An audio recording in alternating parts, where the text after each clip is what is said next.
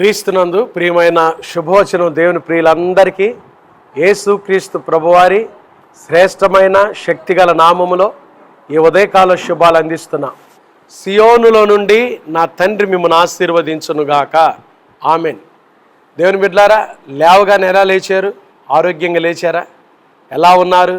కుటుంబాలతో ప్రభుని స్తుతిస్తున్నారా? ఈ మొంతా తుఫాన్ దెబ్బకి చాలా ప్రాంతాల్లో వర్షాలు, దేవుని మహాకృప.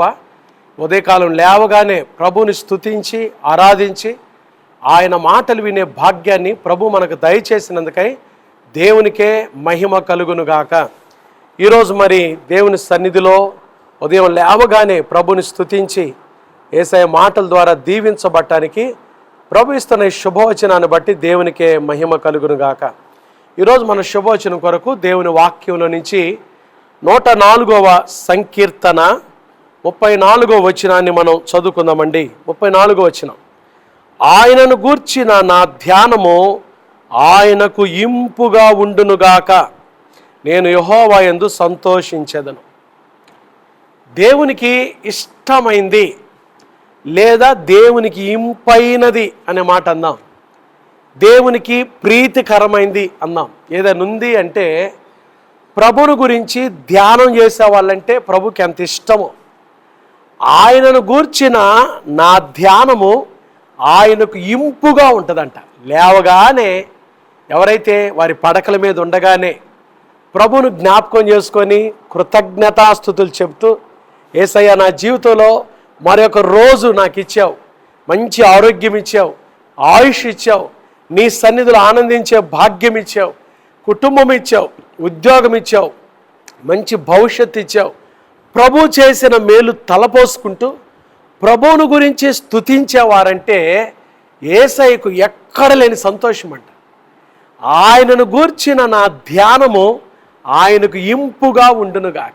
చూడండి, దేవుని సంతోషపరిచేది, దేవునికి ఇష్టమైంది, దేవునికి ఇంపైనది ఏదైనా ఉంది అంటే ఆయనను గురించి మనం ఎప్పుడైతే ధ్యానిస్తూ ఉంటామో అదే కదండి. దావీదు కీర్తనాకారుడు మొదటి కీర్తనలు అంటాడు, దుష్టుల ఆలోచన చొప్పున నడువక, పాపుల మార్గమున నిలువక, అపహాసకులు కూర్చుండు చోటను కూర్చుండక, యెహోవా ధర్మశాస్త్రమునందు ఆనందించుచు దివారాత్రము దానిని ధ్యానించువాడు ధన్యుడు. ధ్యానము అనే మాట మెడిటేషన్, యేసుక్రీస్తును గురించిన ధ్యానము.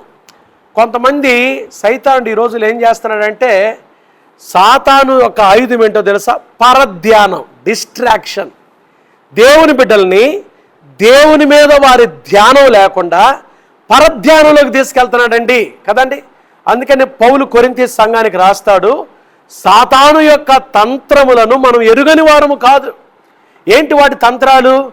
దేవుని మీద మన ధ్యానం లేకుండా కొంతమందికి డబ్బు మీద, కొంతమందికి పదవుల మీద, కొంతమందికి హోదాల మీద, కొంతమందికి లోక సంబంధమైన వాటి మీద వారి ధ్యానాన్ని పెట్టి దేవుని మీద నుంచి వారి మనసును పక్కకి నెట్టివేస్తా ఉన్నాడు.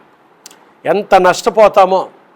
అయితే దేవుని వాక్యం చెప్తుంది, లేవగానే మనం ప్రభుని గురించి ధ్యానించే వాళ్ళమైతే, యేసయ్యను గురించి ధ్యానించే వాళ్ళమైతే ఆయనను గూర్చిన నా ధ్యానము ఆయనకు ఇంపుగా ఉండునుగాక. యేసయ్య ఎంత సంతోషిస్తాడో ఆయన గురించి మనం ధ్యానం చేస్తూ ఉంటే. అందుకని మన కుటుంబాల్లో కుటుంబ ప్రార్థన అనేది చాలా ప్రాముఖ్యం. కుటుంబం అంతా కూర్చొని దేవుని బిడ్డలంగా ఆయనను గురించి మనం ధ్యానిస్తూ ఉన్నప్పుడు యేసయ్య ఎంత సంతోషపడతాడో, ఆ ధ్యానము ఆయనకి ఎంత ఇంపుగా ఉంటుందో. నోవాహు దినాల్లో చూడండి, జలప్రలయం అయిపోయిన తర్వాత ఆది కాండములో ఒక మాట మీకు జ్ఞాపకం చేస్తాను. ఆది కాండము 8వ అధ్యాయం, చాలా బలమైన మాట రాశారండి. ఆది కాండము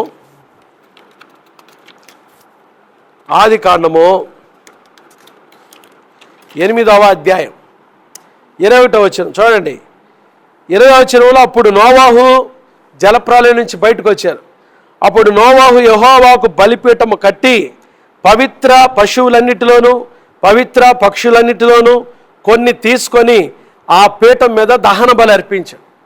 ఎప్పుడైతే నోవాహు బయటకు వచ్చి దహన బలి అర్పించాడో దేవునికి, 20వ వచనం, అప్పుడు యెహోవా ఇంపైన సువాసన ఆగ్రానించి ఇక మీదట నరులను బట్టి భూమిని మరలా శపించను.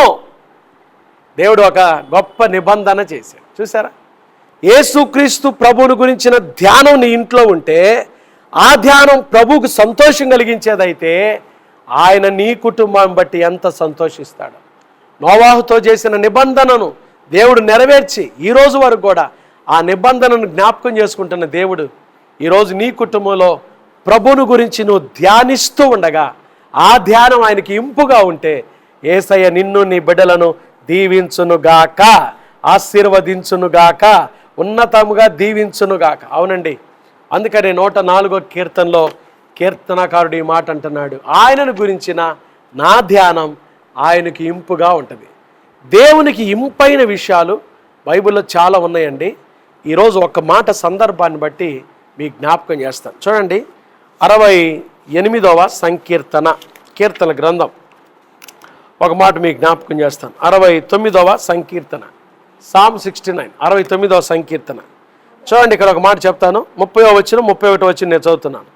కీర్తనలతో నేను దేవుని నామమును స్తుతించెదను, కృతజ్ఞతాస్తుతులతో నేను ఆయన ఘనపరిచెదను. కృతజ్ఞత, దేవునికి కృతజ్ఞత చెల్లించే వాళ్ళంటే థ్యాంక్ యూ జీసస్, ప్రభు చేసిన మేలుకై థ్యాంక్ యూ జీసస్. దేవా, నా జీవితంలో మరొక నూతన దినాన్ని ఇచ్చినందుకు నీకు వందనాలు. ఒకవేళ నూతన పుట్టినరోజులు మీరు జరుపుకుంటే, నూతన వార్షికోత్సవాలు జరుపుకుంటే, నూతన సంవత్సరం ఇచ్చినందుకు నీకు వందనాలు. Thank you Jesus. నన్ను బాగు చేసినందుకై నీకు వందనాలు, నాకు ఆరోగ్యం ఇచ్చినందుకై వందనాలు. కృతజ్ఞతాస్తుతులతో నేను ఆయన ఘనపరిచదు. ఎందుకంట 31వ వచనం, ఎద్దు కంటెను కొమ్ములను డెక్కలను గల కోడె కంటెను అది యెహోవాకు ప్రీతికరము. చూడండి, దేవునికి ప్రీతికరమైంది, దేవునికి ఇంపైనది, సువాసనతో కూడినది, దేవునికి ఇష్టమైనది ఏదైనా ఉంది అంటే కృతజ్ఞతాస్తుతులు చెల్లించుట దేవునికి చాలా ఇష్టం. ఎద్దు కంటెను, ఎద్దులు ఆనాడు బలికి ఉపయోగించేవారు కదండి. అంటే నీ బలి అర్పణ కంటే, రెండవది కొమ్ములు డెక్కలు గల కోడె కంటెను. అంటే కొమ్ములు డెక్కలు గల ఈ కోడెలు ప్రభు కోసం చేసే సేవకు, సేవ చేసే కంటే ప్రభు కోసం బలి అర్పణ చేసుకునే దానికంటే, బలి అర్పణ కంటే కూడా దేవునికి ప్రీతికరమైంది, దేవునికి ఇంపైనది, సువాసన కలిగించేది ఏది తెలుసా? కృతజ్ఞతాస్తుతులతో ప్రభువును ఘనపరిచేవాళ్ళంటే ప్రభువుకు చాలా ఇష్టం.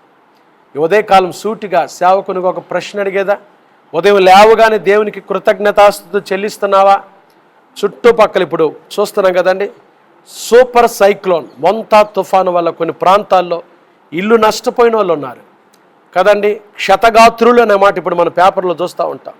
ఆస్తి కోల్పోయి, ఆరోగ్యం కోల్పోయి, ఆహారం లేక రోడ్డు పాలైపోయిన కుటుంబాలు ఇలాంటి పరిస్థితులు చూస్తూ ఉంటాం. వాళ్ళకంటే దేవుడు నిన్ను క్షేమంగా ఆయురారోగ్యాలతో ఒక ఇల్లు ఇచ్చి, నివాసం ఇచ్చి, చక్కటి కుటుంబాన్ని ఇచ్చి, బిడ్డల్ని ఇచ్చి, ఉదయం లేవగానే ఒక మంచి నివాసంలో ఆయన స్తుతించే ధన్యత నీకు ఇచ్చినందుకు లేచి ప్రభుని స్తుతించగలుగుతున్నావా? కృతజ్ఞతాస్తుతులతో ఆయన నామాన్ని ఘనపరుస్తున్నావా?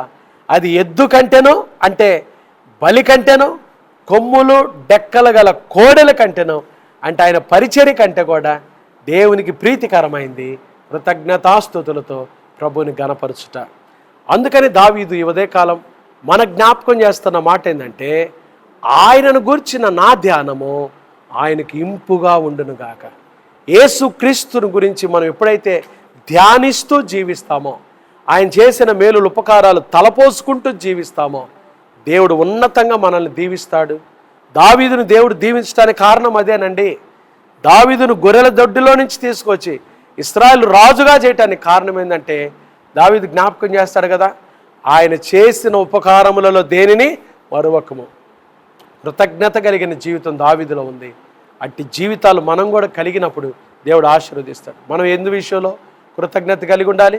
యేసు ప్రభు మన కొరకు ఇచ్చిన రక్షణ విషయంలో, పాపులు రక్షించుటకు క్రీస్తు యేసు లోకానికి వచ్చి గొప్ప దేవుడైన యేసు ప్రభు మన పాపుల నిమిత్తమై సిలువలో మరణించి సమాధి చేయబడి మరణాన్ని జయించి తిరిగి లేచి మన కొరకై తిరిగి రానయ్యున్నందుకు ఆయన ఇచ్చిన విలువైన రక్షణ బట్టి ఆయన ఇచ్చిన నమ్మకమైన జీవితాన్ని బట్టి, ఆయన ఇచ్చిన ఈ వాక్యాన్ని బట్టి, వాగ్దానాలను బట్టి, ఆయన ఇచ్చిన సేవకులను బట్టి, సంఘాన్ని బట్టి ప్రతి విషయంలో దేవునికి నమ్మకంగా జీవిస్తూ కృతజ్ఞతాస్తుతులు చెల్లిస్తూ, ఆయన ఇచ్చిన సంఘాన్ని బట్టి, సహవాసాన్ని బట్టి దేవునికి వందనాలు చెల్లిస్తూ కృతజ్ఞతాస్తుతులు చెల్లిస్తూ ఆయనకి ఇంపైన జీవితాన్ని జీవించటకు పరిశుద్ధాత్మ దేవుడు అట్టి కృప ఈ ఉదయకాలం మనందరికీ దయచేనుగాక. ఆమేన్. ప్రార్థన చేసుకుందామండి.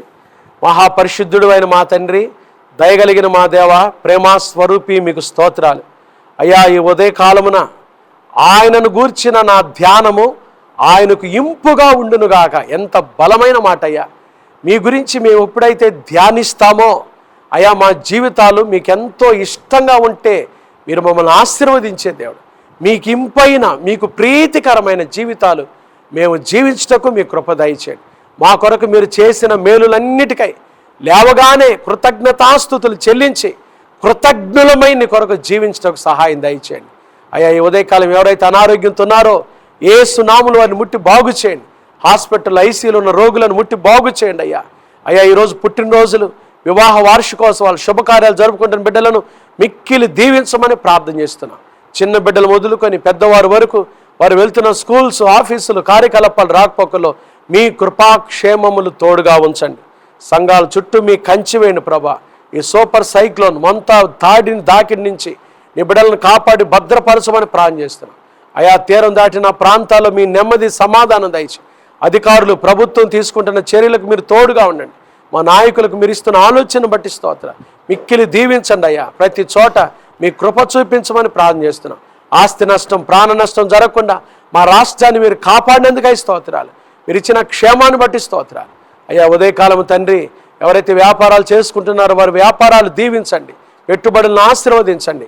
చేతుల కష్టార్జితం చేసుకున్న బిడ్డలు వారి కష్టార్జితాలు దీవించండి.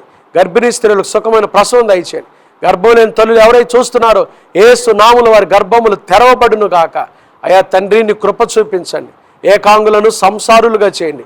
నిరుద్యోగులకు ఉద్యోగ భవిష్యత్తు దయచేయండి. చదువుకుంటున్న బిడ్డలను జ్ఞాపకం చేసుకోండి. మా బిడ్డలు ప్రభా చదువుల్లో విశేషమైన జ్ఞానం దయచేయండి అయా. చిన్న బిడ్డలు, యవనస్తులు దీవించయ్యా. చదువు పట్ల కాన్సన్ట్రేషన్ మైండ్ దయచేయండి. హాస్టల్లో చదువుకుంటున్న బిడ్డల చుట్టూ మీ కంచె వేయండి ప్రభా. ఈ దిన జీవిత యాత్రలో మేము ఎదుర్కొని పోయే ప్రతి శోధన, కీడు, దుష్టుడు, అపాయం తప్పించండి. క్షేమాన్ని, కృపను దయచేయండి. మా తండ్రి, ప్రయాణం చేస్తున్న ప్రయాణికులకు నీ కృప దయచేయండి. ట్రైన్లో వెళ్తున్నా, బస్సుల్లో వెళ్తున్నా, విమానాల్లో వెళ్తున్నా, కాలి నడకను వెళ్తున్నా నీ బిడ్డలకు నీ క్షేమం దయచేయమని ప్రార్థన చేస్తున్నా. క్రైస్ట్ బ్లెస్సింగ్ చర్చ్ పరిచర్యను దీవించండి. నీ సహాయం దయచేయండి. సంఘాన్ని మీరు ఆశీర్వదించి కుటుంబాలన్నిటి మీద మీ దీవెన దయచేయమని ఉదయకాలం మీ శుభవచనం చూస్తున్న బిడ్డల జీవితాల్లో మీ గొప్ప కార్యాలు జరిగించి ఈరోజు ఏ కార్యాల కోసం నీ బిడ్డలు ఎదురు చూస్తున్నారో కార్యాలు సఫలం చేసి ఒక్కొక్క కుటుంబాన్ని ఆశీర్వదించి మీ రాకడ కొరకై మమ్మల్ని అందరినీ సిద్ధపరచమని మిమ్మల్ని గురించిన ధ్యానంతో మా హృదయాలను నింపి నీ ఆశీర్వాదాలు మాకు దయచేయమని యేసు నామమున ప్రార్థిస్తున్నాము తండ్రి.